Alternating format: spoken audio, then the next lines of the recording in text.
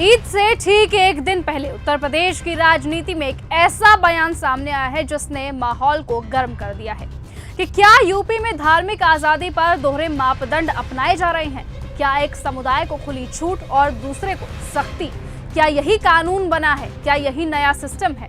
और सबसे बड़ा सवाल तो ये है कि क्या अब ये मुद्दा सिर्फ धर्म का नहीं बल्कि सीधा संविधान और बराबरी के अधिकार का बन गया है।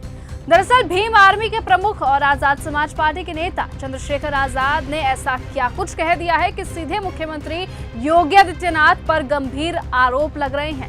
क्यों उन्होंने ढोंग और भेदभाव जैसे शब्दों का इस्तेमाल किया है और ईद को लेकर उनका क्या है बड़ा ऐलान, आज हम आपको पूरा मामला समझाएंगे, तथ्यों के साथ, बयान के साथ और उसके राजनीतिक मायनों के साथ। इसीलिए अंत तक इस वीडियो को जरूर देखिए। दरअसल चंद्रशेखर आजाद ने अपने संबोधन में और अपने बयान में ये आरोप लगाया कि उत्तर प्रदेश में धार्मिक आयोजनों को लेकर दो तरह का रवैया अपनाया जाता है। उन्होंने कहा कि एक तरफ बड़े बड़े धार्मिक जुलूसों को प्रशासन पूरा सहयोग देता है, सड़कें बंद होती हैं, सुरक्षा दी जाती है और यहाँ तक कि नेताओं द्वारा भी स्वागत और फूल तक बरसाए जाते हैं।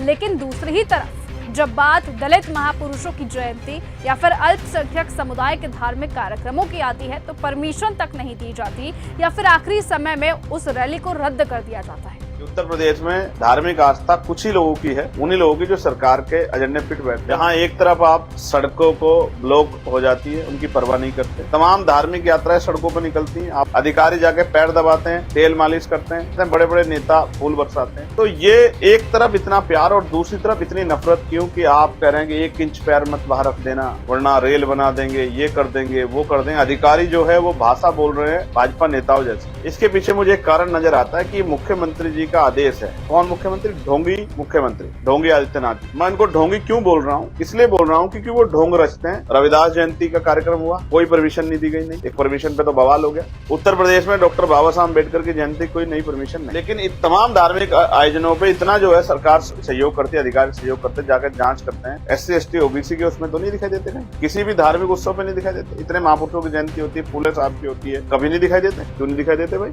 इसका मतलब आप ढोंग करते हैं, झूठ बोलते हैं, आप ढोंगी हैं। आप अपने ढोंग के चरित्र को मुख्यमंत्री बनने के बाद भी नहीं बदल पाए। इसलिए मैं कह रहा हूँ ढोंगी आदित्यनाथ जी जो मुख्यमंत्री हैं उत्तर प्रदेश। और मुख्यमंत्री जी गए थे बाहर जापान वगैरह, कब बोले मैं बुद्ध के देश से आया। लेकिन यहाँ अगर भगवान बुद्ध का कोई जो है कार्यक्रम होता है तो उसकी परमिशन नहीं देते, उस परमिशन में आगे गुंडे तो। उन्होंने खास तौर पर ईद का जिक्र किया और ईद का जिक्र करते हुए कहा कि अगर कांवड़ यात्रा के दौरान कई दिनों तक सड़कों पर भीड़ रह सकती है तो ईद की नमाज के लिए कुछ मिनट का समय देना गलत कैसे हो सकता है। ऐसे में उन्होंने इसे बराबरी के अधिकार से जोड़ा और कहा कि संविधान सभी को अपने धर्म का पालन करने की आजादी देता है। ऐसे में चंद्रशेखर आजाद ने इलाहाबाद हाई कोर्ट के एक हालिया आदेश का भी हवाला दिया जिसमें कोर्ट ने साफ तौर पर कहा कि किसी व्यक्ति को उसकी निजी जमीन पर धार्मिक आयोजन करने से रोका नहीं जा सकता। इस आदेश को आधार बनाते हुए उन्होंने प्रशासनिक कार्यवाही पर सवाल उठाया और ये कहा कि अधिकारियों पर राजनीतिक दबाव में काम करने के आरोप है। यही नहीं, उन्होंने मुख्यमंत्री योगी आदित्यनाथ पर भी सीधा हमला बोला और कहा कि सरकार का रवैया सभी समुदाय के प्रति समान नहीं है। उन्होंने दलित और बहुजन महापुरुषों जैसे कि डॉक्टर भीमराव अंबेडकर और गुरु रविदास की जयंती पर अनुमति न मिलने के मुद्दों को भी उठाया और इसे भेदभाव करार दिया।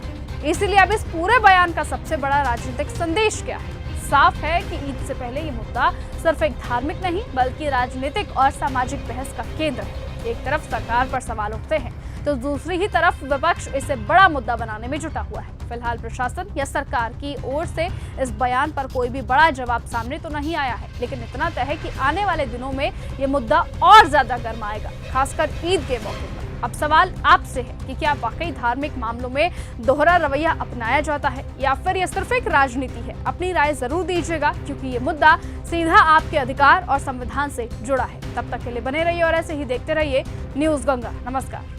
अगर आपको ये हमारा वीडियो पसंद आया हो तो इसे लाइक और शेयर करना बिल्कुल ना भूलें। साथ ही हमारे चैनल न्यूज गंगा को सब्सक्राइब और फॉलो जरूर करें ताकि देश और दुनिया की हर बड़ी खबर आप तक सबसे पहले पहुंचे।